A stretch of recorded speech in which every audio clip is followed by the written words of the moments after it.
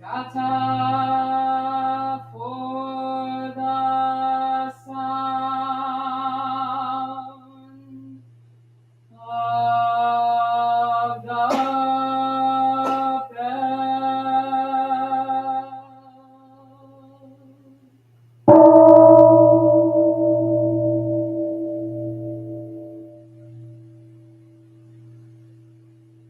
mind calm, body at ease, breathing quiet, sentiment benevolent.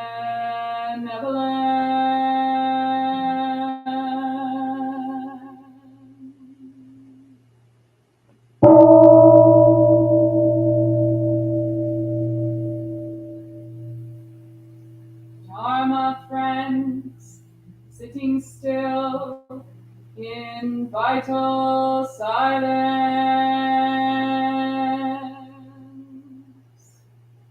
wanting nothing, we practice eco-Buddhism together.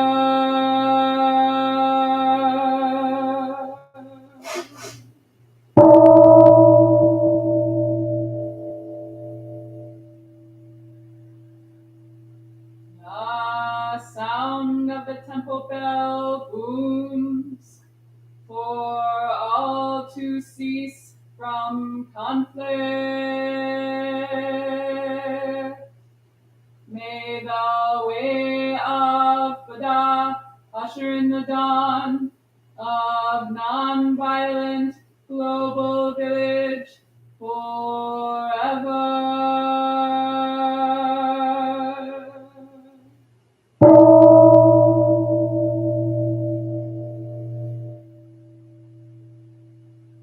Here is the after sound of the bell.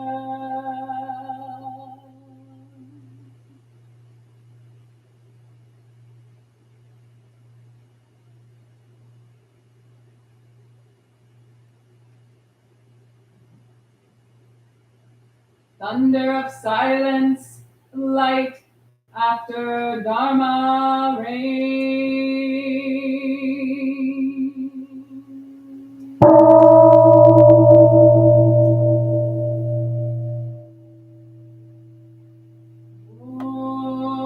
Om Amora Vairochana Mahamudra Vani Padma Jivala Pravartaya.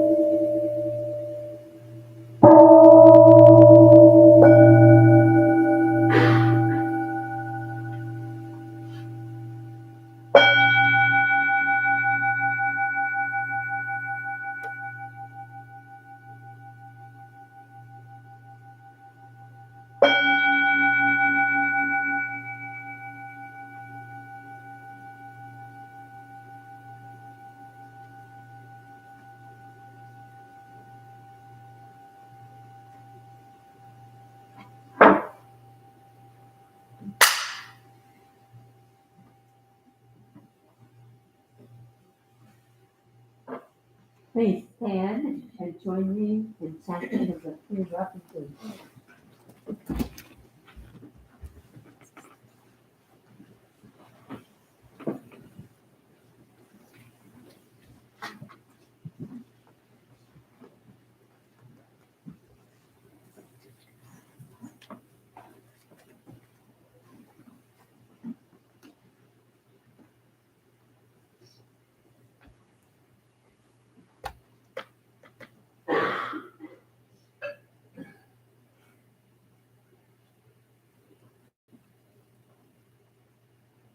We take refuge in Buddha, Dharma, Sangha, first in Sino-Korean, out of respect to our lineage, which comes from Korea, and then in English. So please throw your voice in as best you can. Consider it sound practice, even though you may not know the language.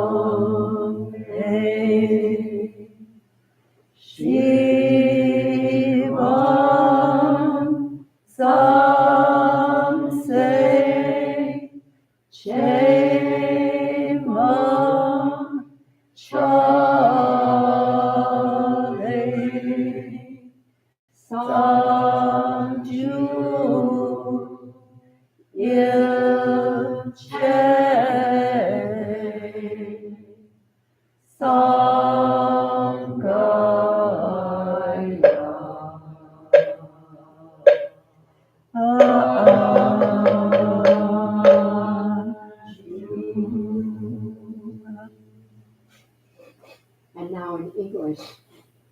I go for refuge to the Buddha. I go for refuge to the Buddha. And resolve with all beings. And resolve with all beings. I will cultivate a heart of enlightenment. I will cultivate a heart of enlightenment. And realize the great way. And realize the great way.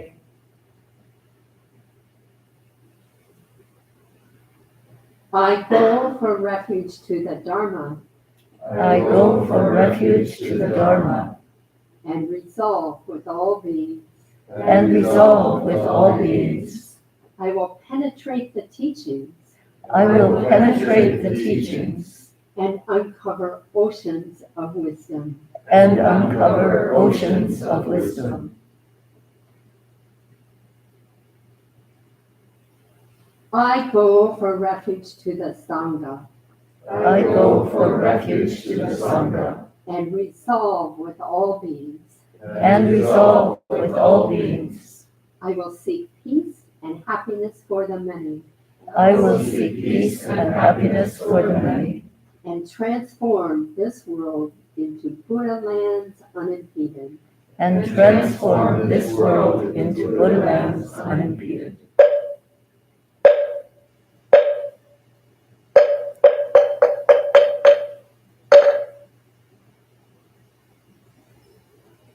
Please return to your places for another shorter period of meditation.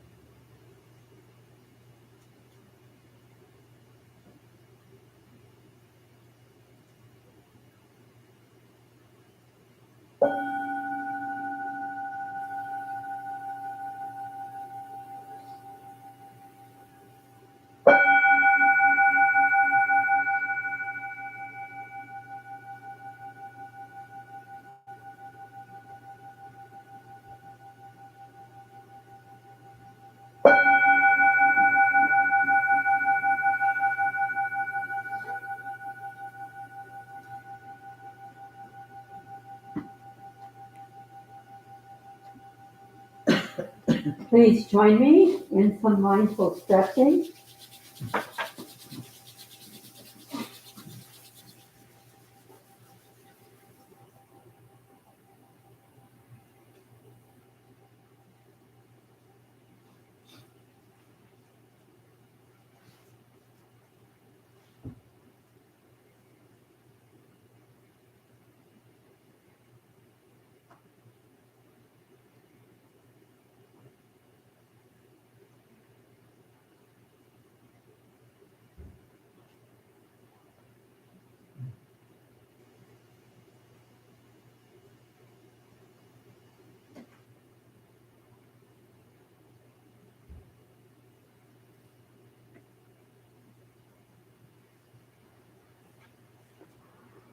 Remembering to work with the breath as we do these stretches. Lean forward on your hands to stretch the lower back.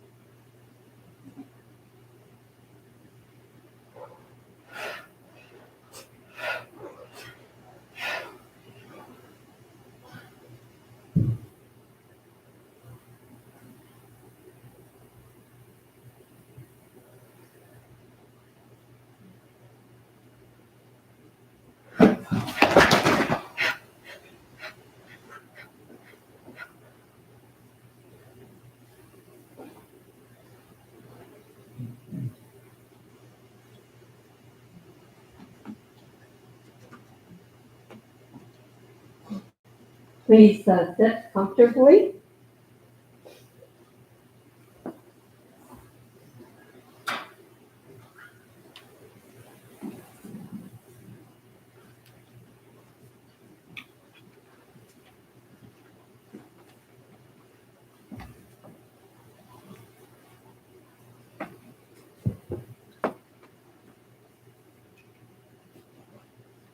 Morning. How is my sound this morning? Everybody can hear?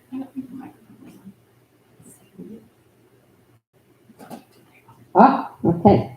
How's that? Is that better? All right. Very good.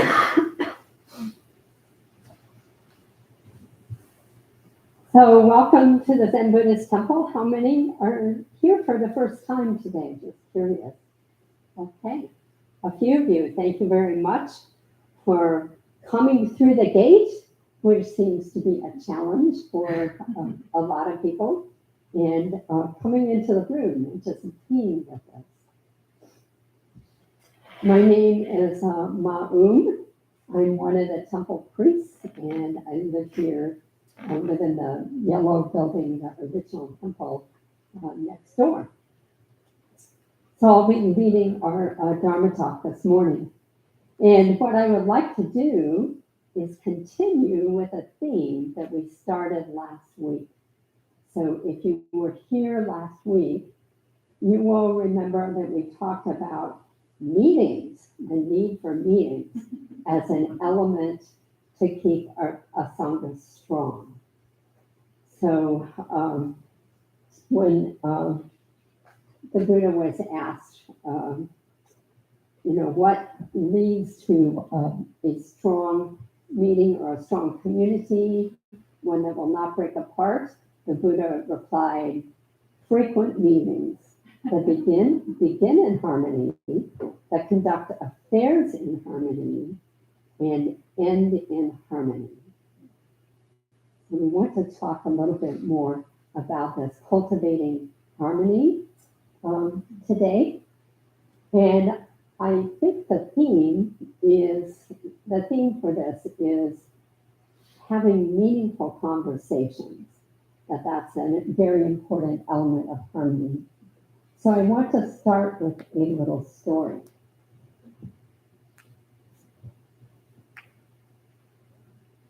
So the Buddha was having a conversation with his disciples, and they were talking about disputes. And he gave he told this story to the monks.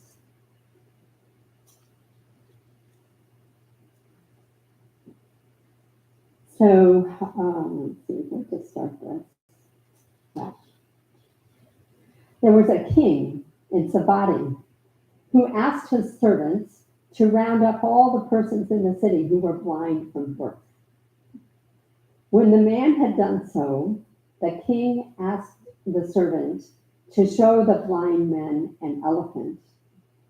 To some of the blind men, he presented the elephant's head, to some the ear, to others a tusk, the trunk, the body, a foot, the hindquarters, the tail, or the tuft at the end of the tail.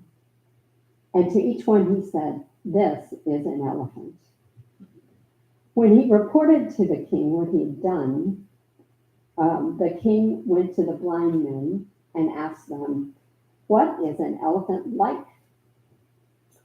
Those who had been shown the head replied, an elephant, your majesty, is just like a water jar. Those who had been shown the ear replied, an elephant is just like a winnowing basket. Those who had been shown the tusk replied, an elephant is just like a plowshare. Those who had been shown the trunk replied, an elephant is just like a plowed pole. To those who'd been shown the body, they replied, an elephant is just like a storeroom. And each of the others likewise described the elephant in terms of the part they had been shown. Then saying, an elephant is like this, an elephant is not at all like that, an elephant is not like this, an elephant is like that, they fought each other with their fists. And the king was delighted. Even so, monks, there are wanderers, and thus they become quarrelsome, disputationists, and wrangling, wounding each other with verbal darts. So my question of you that I want to start with is, what is going on here? What is this dispute all about? What do you think it's about? And part two of the question is, how could harmony be achieved after this dispute?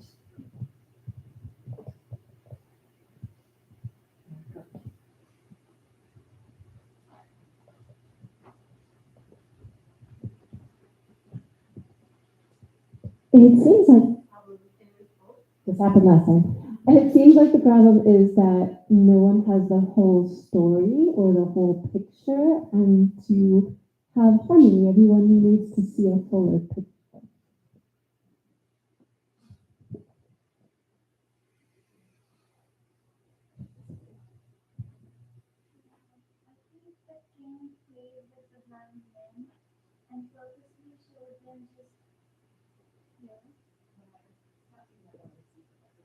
Maybe take your mask down for a moment. Thank you. That's okay, just speak up.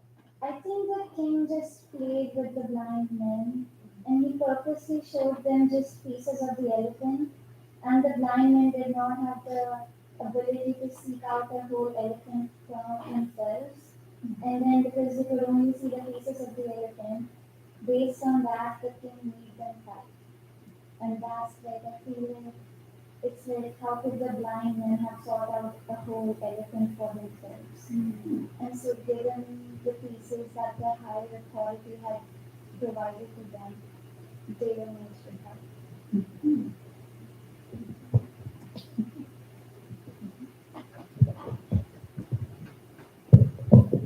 I think like you, only I think he did it on purpose so they would have to come together and put the pieces together, and then they would have to figure it out together.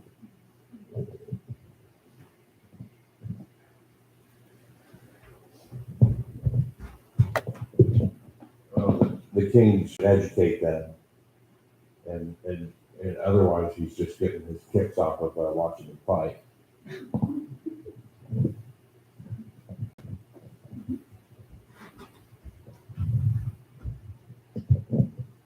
Yeah, I think far too often in life we think the way we perceive an event is the only way to perceive it, but everyone looks at the same thing based on their life experiences and how their story has unfolded. So I think this story tells us that there might be more than one way to look at things that may seem obvious to us based on our life experience, but that may not be true.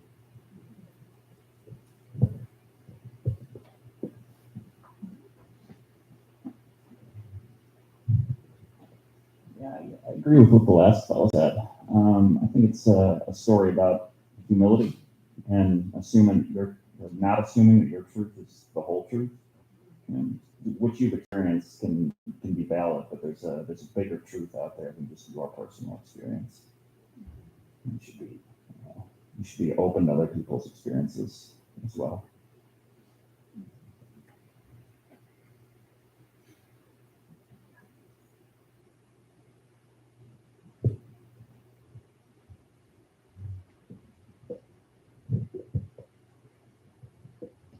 Okay, very good answers. The reason I introduced this story today is it is about views. And views are one of four attachments that the Buddha talks about. When we become attached to things, it's hard for us then to live in harmony. We get into disputes. And so the four main types of attachment are sense pleasures. So that's clinging to attractive and desirable objects. Things such as maybe colors, sounds, tastes, objects, mental images that we really want to continue or attach to. The second type of attachment is views. And this is opinions that we have about customs, traditions, religious doctrines, and ceremonies. The third type of attachment is rituals. So this maybe is the thoughtless attachment to our traditional practices. So when we chant Yebo together, if we are just mouthing the words, or if we think that it must be done in a specific way, that's like attachment to a ritual. And then the fourth attachment is the idea of me and mine. So this is attachment to self, and that's probably the deepest one. So over the coming weeks, we will be talking about these types of attachments. But today, I want to work with views specifically. So, and how do we come to harmony in views?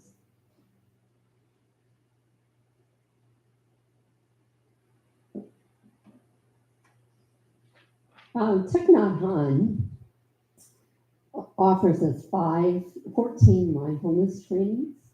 These mindfulness trainings are based on our precepts. And last week we read some of these. There's a specific mindfulness training that relates to views. And so I wanted to read this one to you.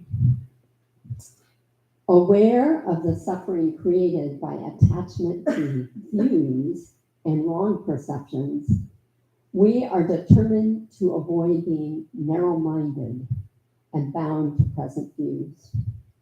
We are committed to learning and practicing non-attachment from views and being open to others' insights and experiences in order to benefit from the collective wisdom.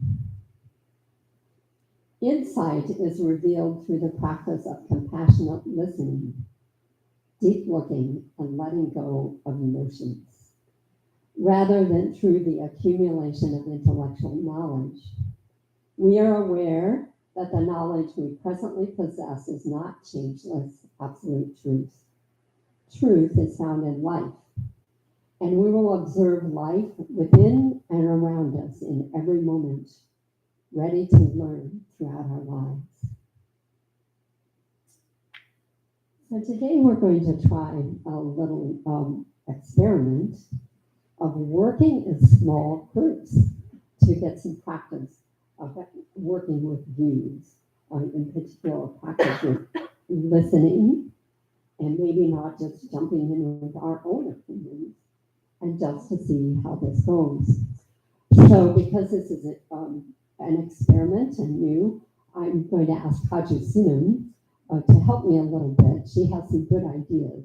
So if she has something, clarification to offer, she's going to raise her hand and I'll hand the microphone to her. Okay, so this exercise is going to have 3 parts and I'm going to repeat it, but this is the overview. So we'll get into small groups. It's going to be groups of 3. And the first thing we're going to do is introduce ourselves to each other. So as we're forming these groups, make sure at least there's one person who you don't know very well.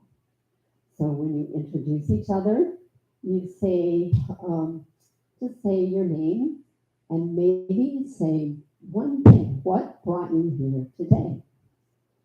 Okay, so that's part 1. Then part 2 is we'll have a discussion of views about meditation practice. So the question that you will be discussing is, what are your views about your meditation? So each person will speak and the others will listen deeply. And then at the conclusion of that, we're going to get back and talk about what that experience was like.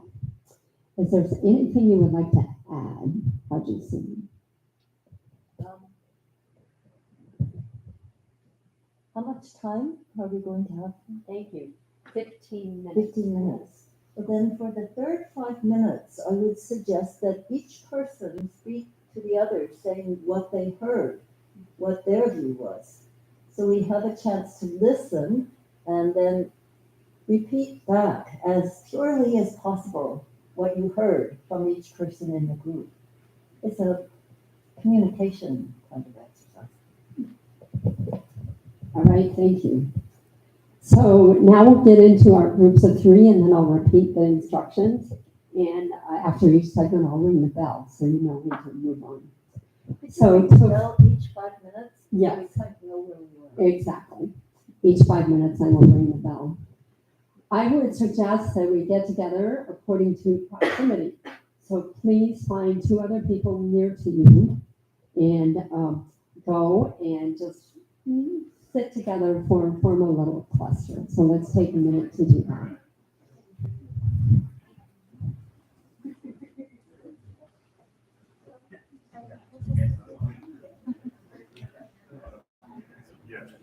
Hey, does anybody not have a group? Okay, it looks like everyone has a group. Very good. What's the raised hand? Are you looking for another person?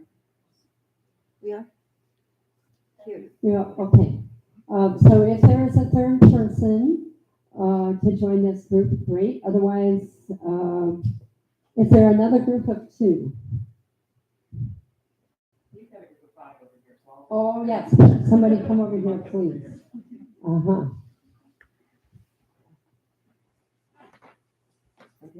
Yeah.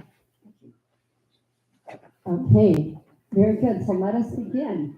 Okay, the first thing we're doing is introductions. So say your name and say what brought you here today. We'll take about 2 minutes for this, and then I'll ring the bell.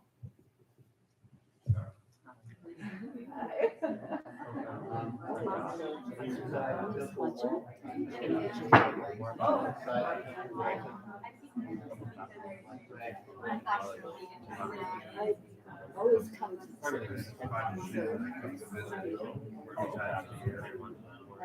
just so you know,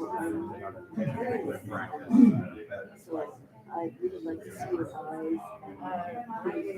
My name is Silvio. That's sort of a mouthful though, but my street name is Gray. It's Monica. I came here today. I just moved back here next month. Just moved back to Chicago. But also the years that I've been on study, it's just like a really practiced, nourishing way to start my week. This is the first time we've done small groups before. Yeah, my name is Chelsea. Chelsea. I come here with peace, to feel a sense of being a part of something. A meeting place for everybody else. So if you finished your introductions, please move on to the topic of views. And each of you speak one at a time, your views about your meditation practice. And we'll do this for 5 minutes.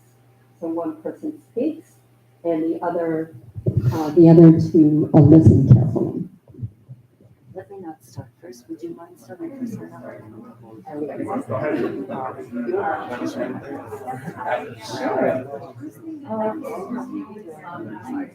I guess my views about I would say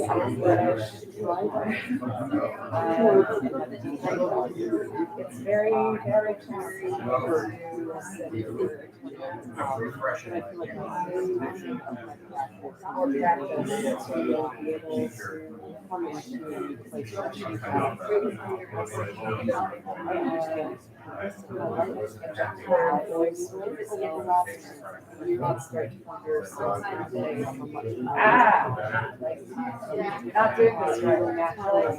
And for those of you who are at home joining us online,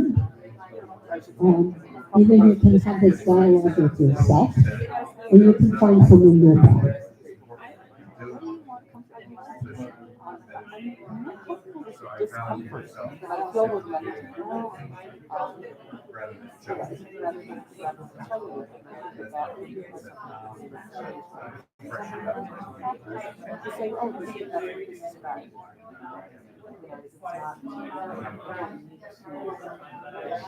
it's about showing up and letting things out as part of the process.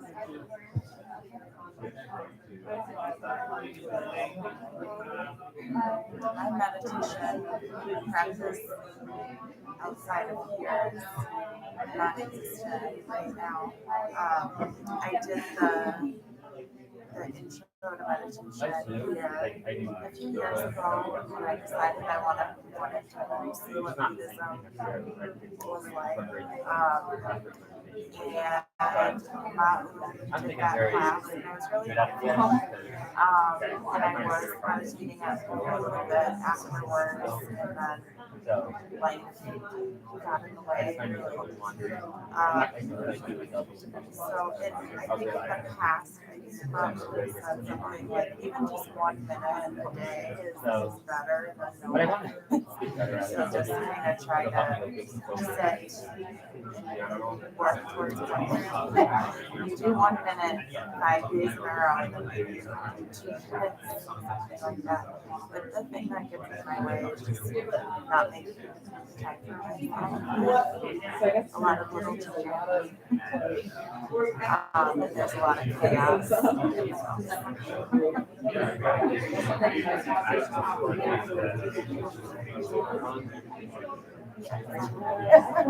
have an almost 8-year-old, an almost 3-year-old, and almost 1-year-old.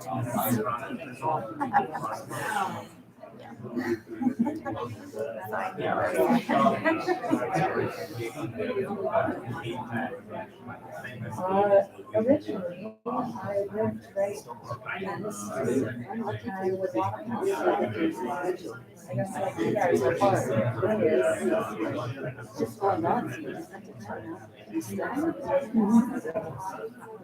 Over the years, I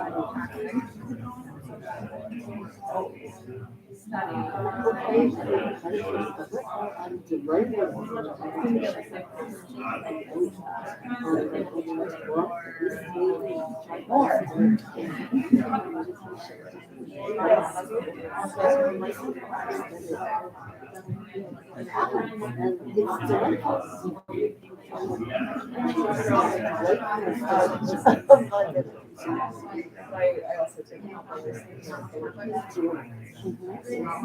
after walking away and trying to be a good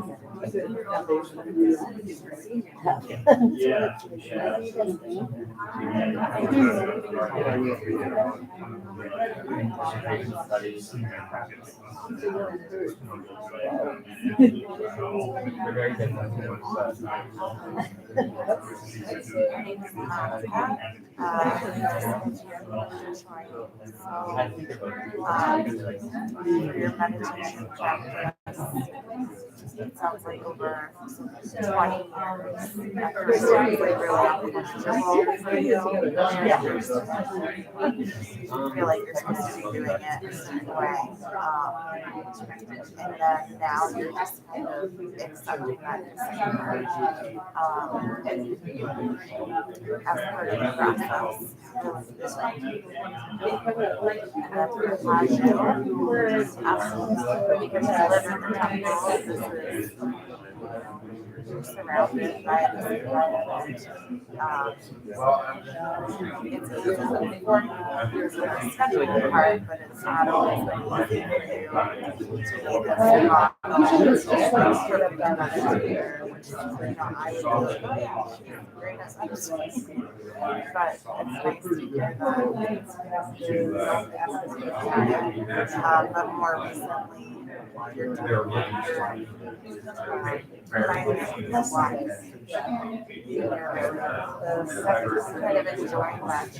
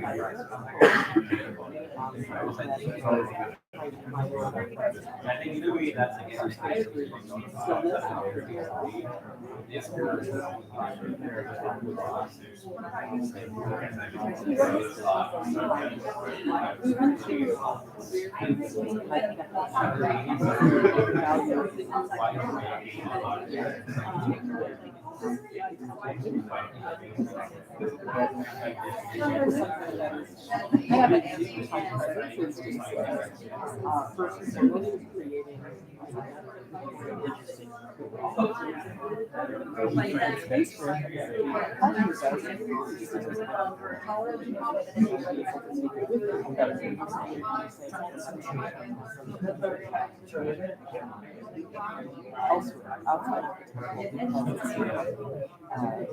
the practices, stepping over into your life where you kind of just do it as a walking practice, like a living practice. So once everyone has had a chance to express their views,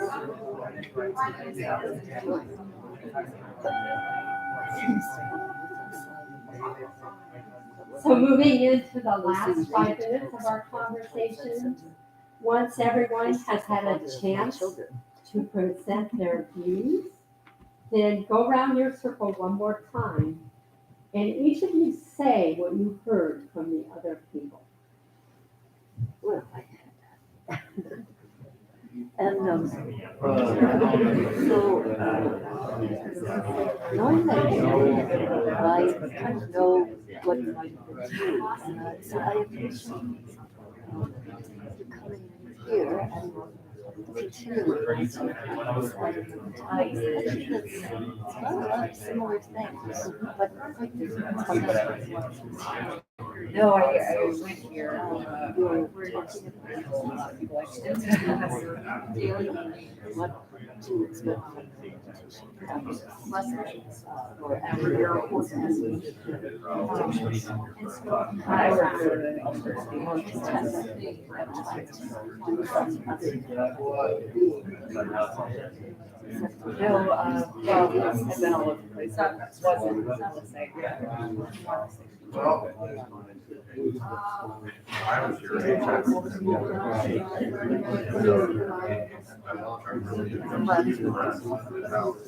Becoming friends with discomfort is a big part of it for me.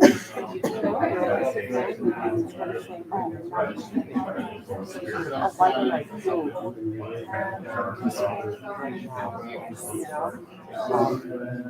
What I realize is I'm developing a that reports the center, not achieving center. If that makes sense. You're always trying to do balance. It's not about it's about remembering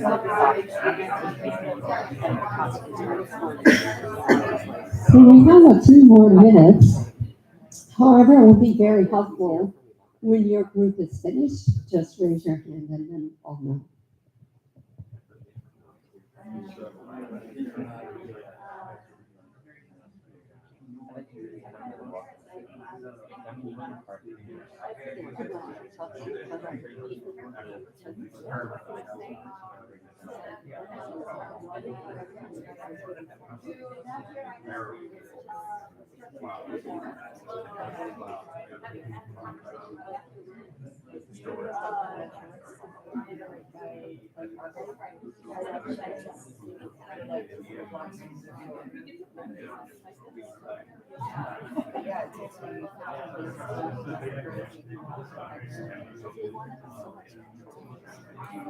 Or better than that.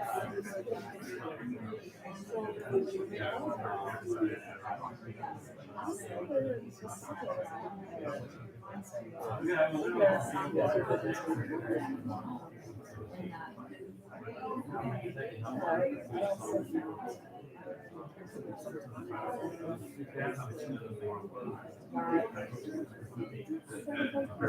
a lot to start coming back after my toddler was born that May. And I had been coming, quite a bit, and then grown up time when the twins were born. So only the past month or so have I been coming back, and it's like, it's heavy stuff.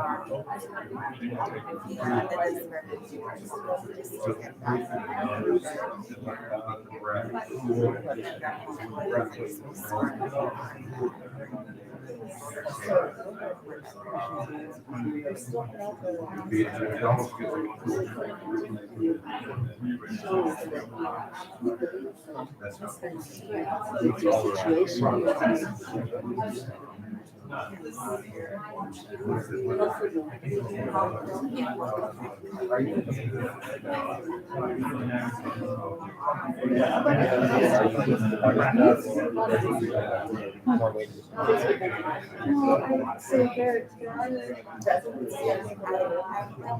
Start doing more like after service. Definitely at the volunteering.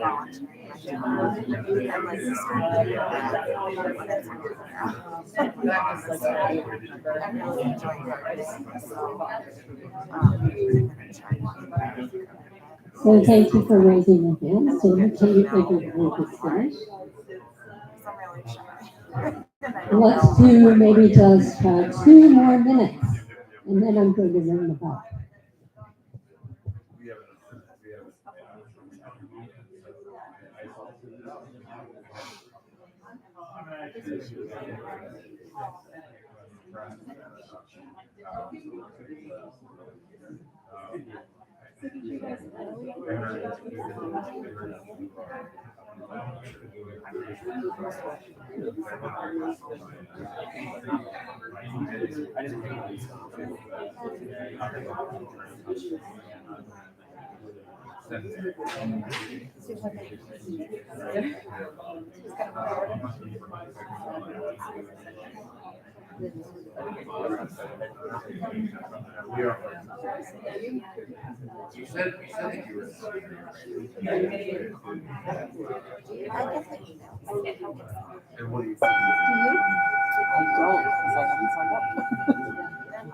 Yeah, okay, I'll sign up.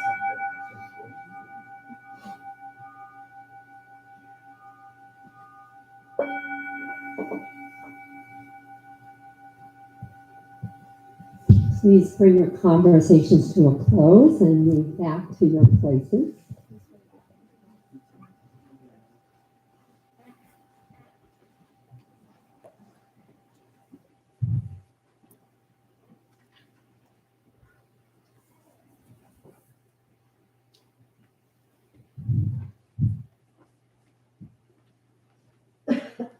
And now I'm interested in some feedback about this, what we just engaged in. So my questions are, what did you learn about deep listening? And number 2, what did you learn about attachment to views as you engaged in this? So we'll pass the microphone around. Whoever wishes to speak can raise their hand.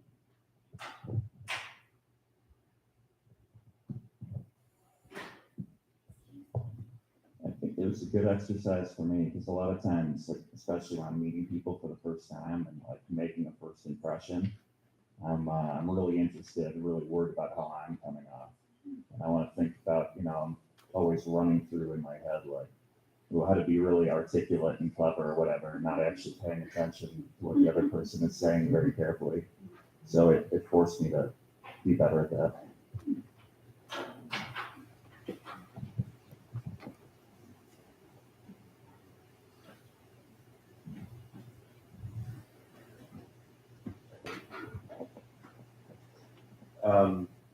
At the beginning, it was still important for me to be understood by my colleagues. I was wanting to articulate myself, but then as I listened to the person I didn't know, I was experiencing the change of letting my attachments to my desire to be understood kind of melt away and not exist anymore while I was listening to the other people. So my practice is improving, I guess.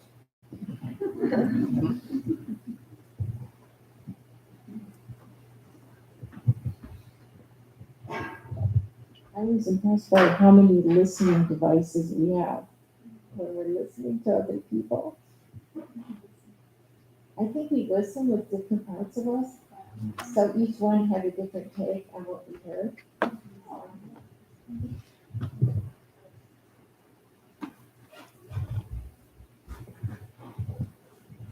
I think when I was listening, I was trying to be conscious of using the words that they were using to describe their experiences, because I think I was afraid of misrepresenting or didn't want to kind of misconstrue their experience.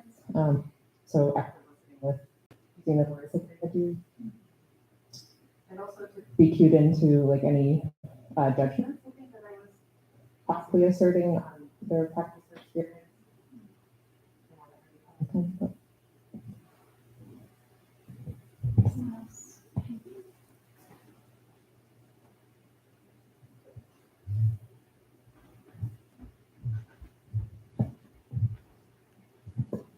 Two things. One is I did the same, but I found that I really liked that other people in the group did that differently and gave their take and their interpretation, and I gained a lot from their way of hearing what had been said. I also thought this was a great practice in just being present.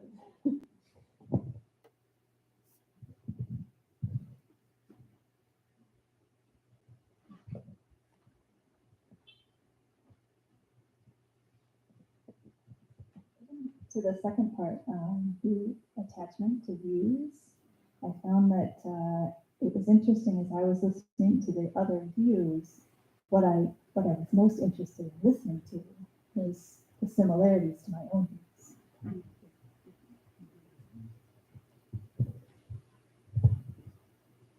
Yeah, I don't know to be annoyed by this or what, but I think the other thing we all subconsciously do is not just listen to what this stranger is saying, but we're also trying to paint a life picture and an image of what this person is or where they're coming from. And I don't know why we do that, not just listen to the views, but form a life story around it.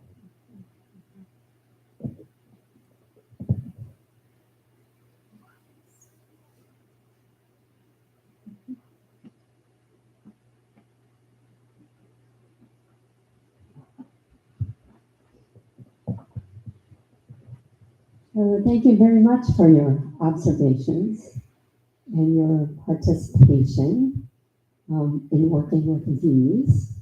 I think to close, what I would like to do is come back to this precept and see if you hear it differently now that you have been just engaged in a conversation about views.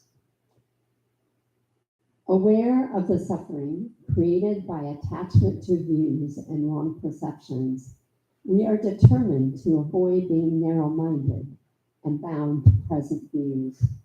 We are committed to learning and practicing non-attachment from views and being open to others' insights and experiences in order to benefit from the collective wisdom.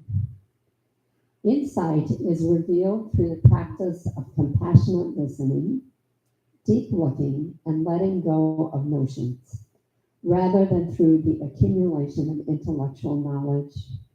We are aware that the knowledge we presently possess is not changeless, absolute truth. Truth is found in life, and we will observe life within and around us in every moment, ready to learn throughout our lives.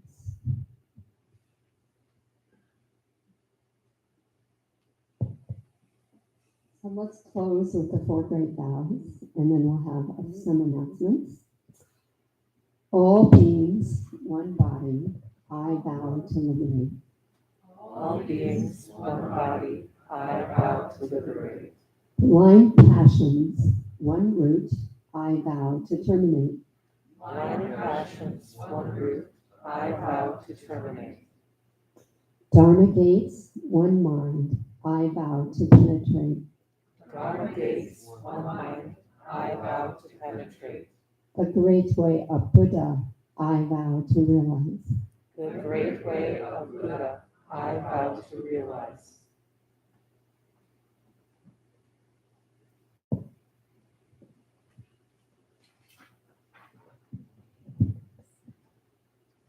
Good morning, everyone. Is this working? Okay.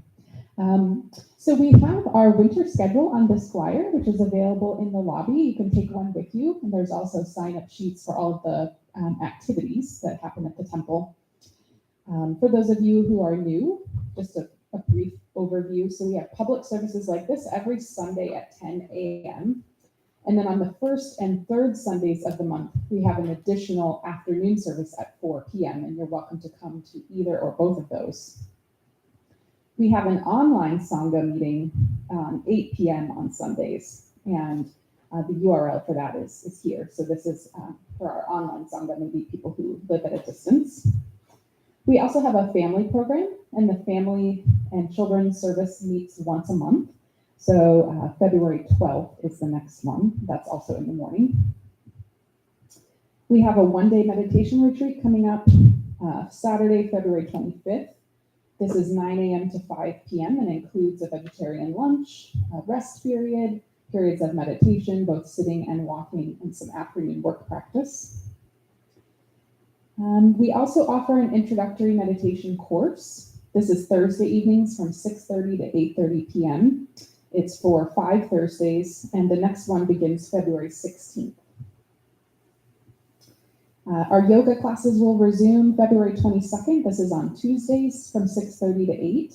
And oh, they already resumed. Okay. So There's a new block starting on the 7th. So this okay. So this coming Tuesday. Right. So yoga classes, a new session beginning this coming Tuesday, and there's flyers out in the lobby for that as well. We have various study groups, including member sitting and practice discussion via Zoom on Wednesday evenings, a Way of the Bodhisattva study group on Thursday mornings, and Recovery Dharma, which is every Sunday at noon. And y'all will be meeting in the original temple, the yellow house across the way, right? At noon. And I think that's it. Any other announcements? But there's a Dharma recovery on Thursday evening on Zoom. And sometimes people show up here thinking that it's here, that we're having another meeting. So if you're a recovery Dharma person and want to have a meeting on Thursday, please pick up the Zoom link with the other information so that you can catch it. The Thursday Zoom link and today's Zoom link, because this is a hybrid meeting, are the same. So if you choose to, Thursday is 100% Zoom link. The temple is entirely supported by your kind donations of time and money. If you would like to leave any money, there's a fishbowl right as you exit the door. I believe there's also a PayPal link on there if you don't have any cash. There's always opportunities to volunteer your time from cleaning and cooking, woodworking, sewing, pretty much anything you can think of. It's not really gardening season right now, but that will be happening again soon. Just talk to any one of us wearing the gray clothes afterwards. And we'll be putting mats and cushions away. Okay, just the first 2 rows stays. So after we make our formal close with bows, the 2 rows of mats and cushions touching the carpet will stay. The others will get put away. So for this side of the room, the mats will get stacked on this small stage, and the round cushions will go in the cubbies here. And for this side of the room, the mats will get stacked in the back where you see that black marble table. And the round cushions also get stacked on the cubbies there. So, okay, that's it.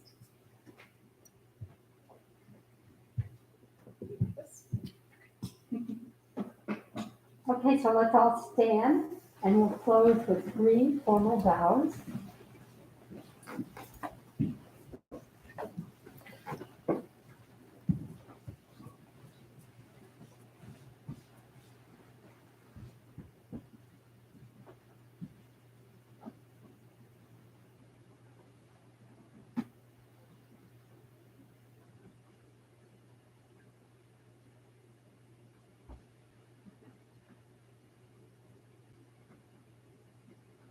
So just feeling our feet connected to the floor, closing your eyes and taking a nice deep breath.